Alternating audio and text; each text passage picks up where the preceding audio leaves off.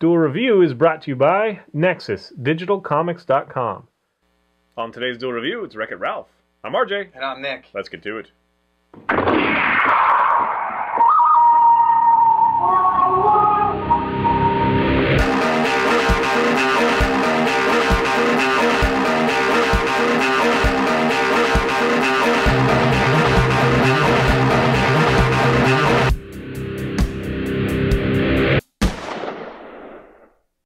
Hey guys, welcome to Friday the 15th of March. We are doing Wreck-It Ralph. That's right, Disney film. Rich Moore is the director. He's mostly known for TV stuff like Simpsons episodes, Futurama episodes, Spy vs. Spy, that sort of stuff. Anyway, this came out, in 2012. It just came out on DVD, and I was first in line to get it. I had, it passed me by in the theater, but I heard great reviews about it, and I couldn't wait to check it out. I like this film a lot. Like, a lot. I am a gamer, I always have been.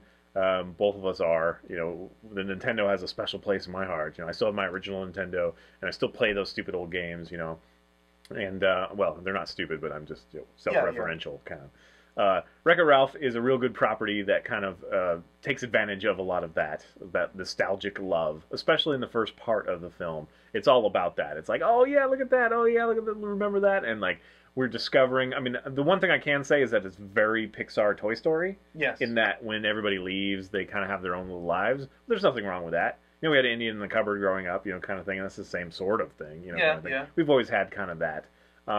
So it is really engaging to see, how are they going to justify this? And I love the way, like at the beginning, the first thing that I really loved is the way they moved those little guys. Oh yeah, yeah. In the Wreck-It Ralph or the Fix-It Felix video game. Fix-It Jr. Fix-It Felix. Fix-It Felix Jr.'s little cabin. Once the place closes up and you get to go inside the video game, you can see them, and they have all these little people who are in the windows as Ralph goes wrecking along. And so to see them in the real life, I guess you can call it, and the way that they move is all pixelated, and they jump kind of like. Well, yeah, it's just very from here to here, kind of. Yeah. There's no in between, and so we can't even do it because it's just this brilliant little thing that it looks very 2D, but it's in 3D, right, and it's really a callback. And even though everything is 3D and kind of like rounded, if something splatters, it kind of creates like a pixelated splatter. That's awesome. They did a really great because if you watch the behind the scenes, they spent some time trying to figure out how to make it look bad but be good, right, kind of thing, or look good but be bad, whatever. Have those limitations and show them, showcase them. They do a great job of pulling in a lot of like Q*bert and whatever. I wish there was a little bit more time spent on these, but it's a regular Disney film. Disney unfortunately doesn't allow their films like extra time because it's more marketable if it's 2 hours or less, or like an hour and a half. So there's no difference here, unfortunately. I wish they would have taken more time, but this was also kind of an unknown whether it was going to be really popular or not. Just like Scott Pilgrim was. Scott Pilgrim, was kind of a risk when it was made. I think that this was a little bit of a risk. But they got some good talent. John C. Reilly is Ralph, and Jack McBrayer from, 30 Rock and whatnot is Felix. And then Sarah Silverman plays the little girl, Vanellope. And I'm usually kind of creeped out by her. Like, I like her as a comedian, but she usually goes a little too far. I think she does a great job in this. I actually really liked it. My wife is a little bit... She didn't think it fit quite too well, but I really liked it. Did you think it fit, or were you put off by it at all? You mean Sarah Silverman as Vanellope? Her portrayal as Vanellope. Yeah, absolutely. It totally worked for me. So I had a lot of fun. The only negative side that I have is that I think they spend far too much time in the candy, the candy race, sugar race or rush. Sugar rush, yeah. It's cool though. It's really cool to see how they, the translucency of everything and how they made everything look like candy. And again, the behind the scenes stuff, they talk about how they wanted, people to see it and want to eat it, kind of thing. And I think it definitely worked. And there's a lot of variety there and a lot of fun. It's just so bright and cheerful and happy that I would love to have spent more time in other games. Of course, they can't go to every game. They do already go to like 3 or 4 different games. We have Felix, Fix-It Felix, and we have Hero's Duty, which is awesome. I love that the music and just kind of the action sequence they have when Ralph is infiltrating that to get a medal kind of thing, and that's just hilarious, and it's just awesome. It's intense, and it's just cool.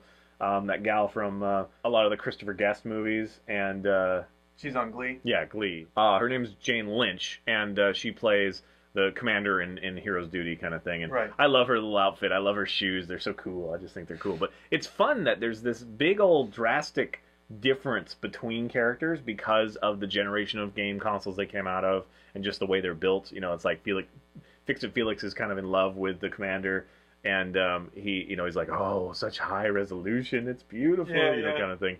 And it's fun to see the difference, even though they all have a very nice 3D edge to them. She is definitely she has a lot more going on. Where Felix is just a plain shirt and square arms and whatever. He has a little hop thing and he's got the little hammer, and they just have a lot of fun with that, and I really appreciate that. So even barring the story, it's just a joy to watch for those things. The story is pretty good. I like the story, yeah. It is very in keeping with kind of the Pixar, Toy Story, Disney kind of thing, even though this isn't a Pixar film. It does, I think, not push any boundaries, which is not necessarily a bad thing. I think that it's cool that they focused on the villain, though, and they have that great moment where you have like the support group and you see all the the bad guys. Yeah, the villain support group. Yeah, that was fun. Bowser was there, and you had M. Bison there. Yeah, it was Zangief and right. Originally, it sounds like they were actually intending to follow Fix-It Felix the whole time, right? Which I think would have been a really mistake because it would have been a lot more stereotypical and bland and whatnot. So even though we have kind of a story arc that is nothing new, it focuses on a villain who wants to be more like a hero and have more respect and be liked more and see what cake tastes like, kind of thing. Yeah, so there's a lot of you really feel for you feel a lot for Ralph because basically he lives in essentially the dump where the only thing that's in the dump is the bricks that he breaks during the video game, and they all understand that that's their job because if their console gets unplugged, if it goes out of service or whatever, then they essentially have nowhere to go. They end up dying essentially. Yeah. They don't have re-life. Right. They can't respawn. And that's another great thing about this movie is that it takes its time with teaching you the dynamics and the lore and how things work. Yeah. It does take good lengths. It doesn't explain everything, but it takes good lengths to explain. Like, well, what happens? He destroys the building all the time. Well, where's all the debris go? Well, it goes over here, and that's where he lives. Kind of thing. Yeah. And so there's this whole world outside of what the screen actually sees. So that's really cool. Yeah. And then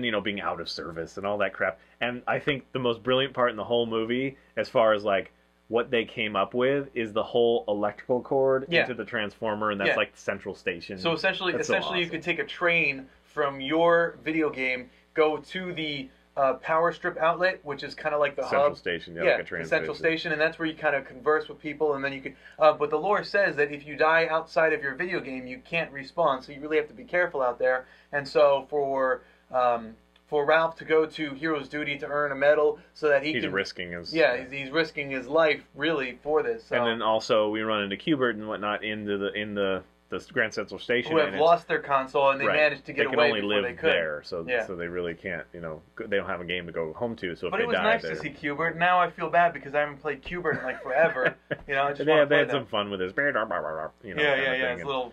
I wish there was a little bit more again, but like I say, for a streamlined Disney movie, which that's what you're going to get, it does a really good job. And I watched it twice in the same day because I watched it with him and then I watched it with Stacy, and we all enjoyed it. So. Yeah, it's a great film. Don't miss it. Go pick it up. I don't think you'll be sorry.